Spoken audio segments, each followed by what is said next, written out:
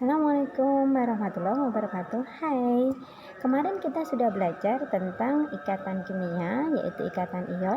Maka kita lanjutkan materi hari ini dengan ikatan kovalen. Apa itu ikatan kovalen? Oke, ikatan kovalen itu dasarnya adalah ikatan antar atom berdasarkan penggunaan elektron bersama-sama. Jadi kalau kemarin ikatan ion itu terjadi karena adanya serah terima elektron antara unsur logam dan non logam. Nah, sekarang kalau ikatan kovalen itu terjadi antara unsur non logam dengan non logam, di mana unsur non logam ini mempunyai kecenderungan untuk menangkap atau menerima elektron karena elektron negatifnya besar. Nah, karena sama-sama menangkap atau menerima elektron, maka yang terjadi adalah penggunaan elektron atau pasangan elektron secara bersama-sama. Ikatan kovalen itu nanti bisa dibedakan menjadi ada ikatan kovalen tunggal, ada ikatan kovalen rangkap 2, rangkap 3, dan kovalen koordinasi. Untuk lebih jelasnya kita lihat pada ikatan antara atom H dengan H. Ingat bahwa hidrogen itu nomor atomnya 1, walaupun nomor atomnya 1, tapi dia bukan unsur logam tapi non logam. Jadi hidrogen itu cenderung untuk menerima atau menangkap elektron. Nah, hidrogen dengan hidrogen itu masing-masing akan menyumbangkan 1 elektron, sehingga ada hidrogen yang pertama menyumbangkan 1 elektron, hidrogen yang kedua menyumbangkan 1 elektron, maka sepasang elektron tersebut akan digunakan secara bersama-sama. Nah, sepasang elektron yang digunakan bersama-sama ini digambarkan dengan 1 garis ikatan kovalen. Karena hanya 1, maka disebut sebagai ikatan kovalen tunggal. Lanjut. Nah, sebagai contoh selanjutnya adalah ikatan antara hidrogen dengan Cl. Ingat, hidrogen itu nomor atomnya 1, sedangkan Cl itu nomor atomnya 17. Maka dalam konfigurasi elektron, hidrogen 1 valensinya, sedangkan Cl adalah 287. Nah, hidrogen itu butuh 1 untuk membentuk duplat seperti helium, sedangkan Cl butuh 1 juga untuk membentuk oktet seperti argon. Nah, karena sama-sama membutuhkan 1 elektron, maka yang terjadi adalah hidrogen menyumbangkan 1 elektron, Cl juga menyumbangkan 1 elektron, sehingga sepasang elektron tersebut digunakan bersama-sama antara H dan Cl, maka terbentuklah ikatan kovalen tunggal. Ya, lanjut. Nah, sekarang perhatikan contoh yang kedua adalah ikatan antara oksigen dengan oksigen. Oksigen golongan 6 atau valensinya 6, maka untuk stabil seperti gas mulia, yaitu dengan elektron valensi 8, maka masing-masing atom O itu butuh 2 elektron. Karena masing-masing butuh 2 elektron, maka atom O yang 1 menyumbangkan 2 elektron, atom O yang kedua juga menyumbangkan 2 elektron, sehingga 2 pasang elektron sumbangan dari 2 atom O tersebut digunakan bersama-sama. Karena ada 2 pasang, maka ikatan yang terbentuk adalah ikatan rangkap 2. Jadi 1 pasang elektron itu digambarkan dengan 1 garis ikatan. Kalau 2 pasang berarti 2 garis ikatan atau disebut sebagai kovalen rangkap 2.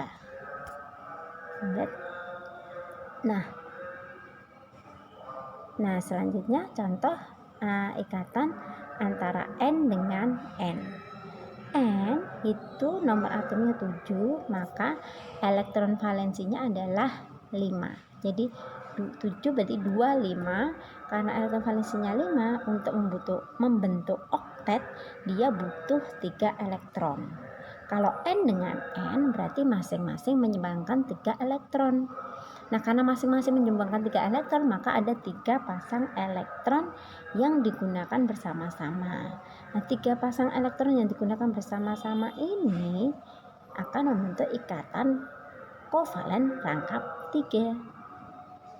Nah, itu tadi contoh dari ikatan kovalen tunggal, ikatan kovalen rangkap 2, dan ikatan kovalen rangkap 3. Nah, sekarang ada lagi.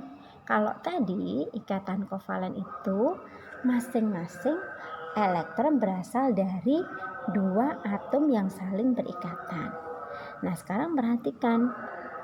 Misalnya pembentukan ikatan kovalen dari amonium atau ion amonium NH4+.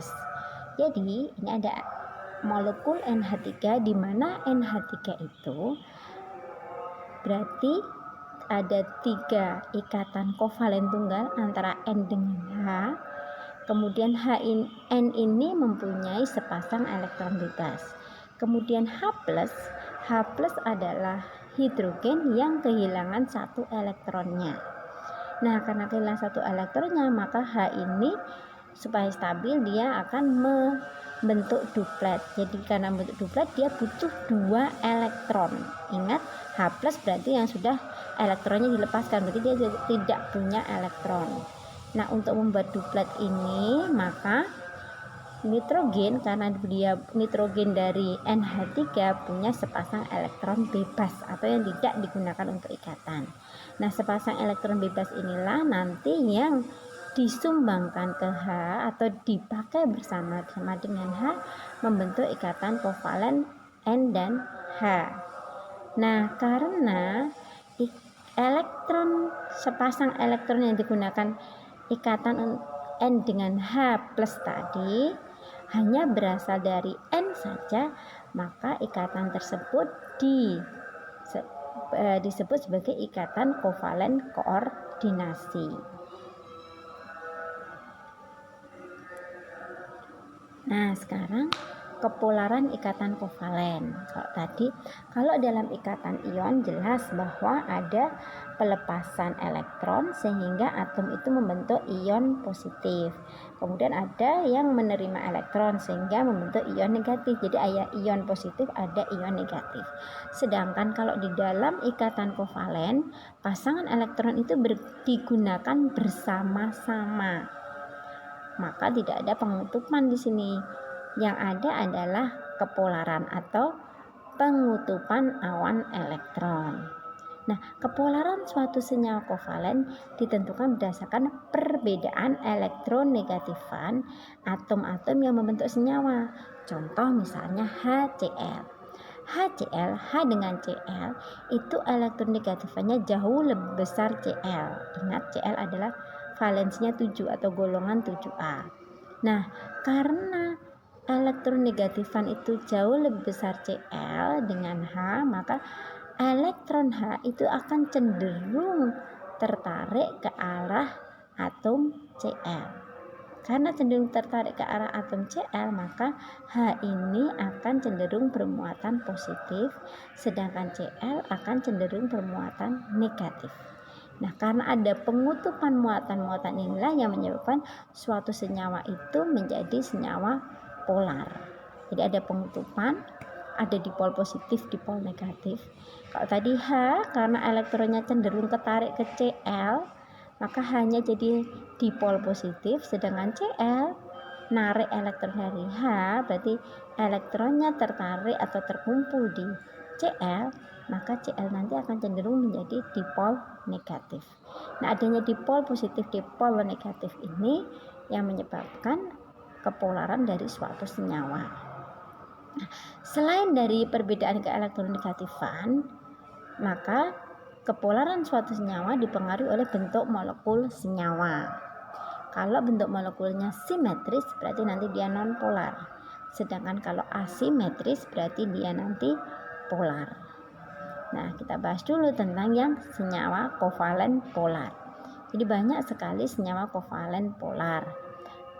Senyawa kovalen nonpolar itu terdiri dari unsur-unsur yang sejenis.